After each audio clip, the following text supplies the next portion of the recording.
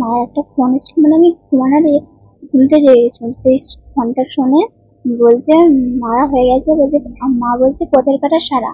এটা গল্প। আমি বলছি কাকে মেরেছে? বলছে তোর বাবাকে। কে কে মেরেছে? তাপস। তারপরে বলছে তুই যদি বলিস তোকে আমি মেরে দেবো, না হলে ফাঁসি ফাঁসি দিয়ে দেবো, পুলিশের ধরে নিয়ে চলে যাবে, এই কথা বলেছে। তার জন্য আমি ভয়ে কাউকে বলতে পারি। কবে ফোন পেয়েছিল? বৃহস্পতিবার রাত্রে 1:30 রকম সময় আসছিল। বৃহস্পতিবার থেকেই তোমার বাবা মিস করছে? ভয় কাউকে বলতে পারো না? আপদ কোথায় বাড়ি? এই তো রাইখা, গণেশ পাঠ। না, ও তো ট্রাক্টর চলে, এখানে ট্রাক্টর চালাতে আসতো।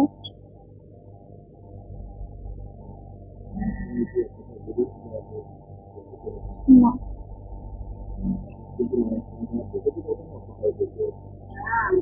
সেটা গেছে কিন্তু আমরা তো দেখিনি, তো যেতে পারি যে গেছে হয়তো।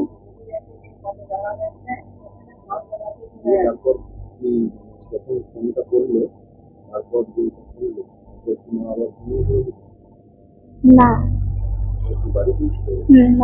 কোনো মার্ডার করে দিয়েছে আমার বউ। ওই রাইখায় একটা ছেলে আমার প্রেম করেছে, করে হচ্ছে মেরে দিয়ে, মানে আমার বইয়ের আগে অর্ডার নিয়ে মেরেছে। এর না অর্ডার পেলে তো মারবে না, এই মারা করাইছে। ভাই দিকে ভালো ব্যবহার করছে, ঘরেতে ভালো ব্যবহার করছে। তার দিদি যে কি যে আছে, ওর ফোন করেছিল, সে ভাবছিল একটা সম্পর্ক ছিল। আমার ছেলে জানে যে ওর সঙ্গেই সম্পর্ক আছে, এখনো আছে। হ্যাঁ, সম্পর্ক জেনে আমার ছেলেকে ফোন করে দিল। মানলো ওই তো ওর সঙ্গে ভাব আছে, যেতে পারছি না, 1 বছর গেলো, আবার ঘরকে এলো, আর যেতে পারছি না, জানছে আমার স্বামীকে সরিয়ে দিয়ে তাহলে ওর সঙ্গে চলে যেতে পারবো, এইটিকে প্রেরণ করেছে। খোঁজাখুঁজি হচ্ছে, সবাই মিলে পাড়ার সবাই এবার খোঁজাখুঁজি হচ্ছে, খুঁজতে গুয়াহাটির মোড়, সেখানে তো একটা পুকুর পাড়ে সাইকেলটা বনের ধারেতে পড়েছিল। হ্যাঁ, পরের দিন পাওয়া যায়, মানে এটা 3 তারিখ হয়েছে ইংরাজির। 4 তারিখে যে আমরা ওই সাইকেলটা পাই, সাইকেলটা পাওয়ার পর আমরা মিসিং ডায়েরি করা হয় একটা পুলিশকে। পুলিশও আসে, এসে খুঁজে সাইকেলটাকে তুলে আমাদেরকে দিয়ে দেয়, বলে বাড়ি নিয়ে চলে যাও। শনিবার রবিবার দিন লাশটা পাওয়া যাচ্ছে আমাদের এখানেতেই পাশের, ওর থেকে ঠিক 1 কিলোমিটার দূরে একটা পুকুর আছে, সেই পুকুরের পাড়েতে লাশটা পাওয়া যাচ্ছে।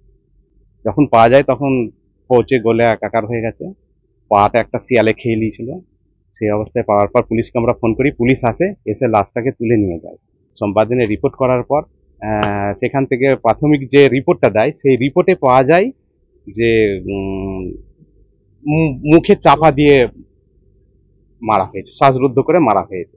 যে মারা গেছে তার বরুণের মেয়ে রয়েছে, সেই মেয়েটা ওর মায়ের কাছে শুয়ে থাকতো।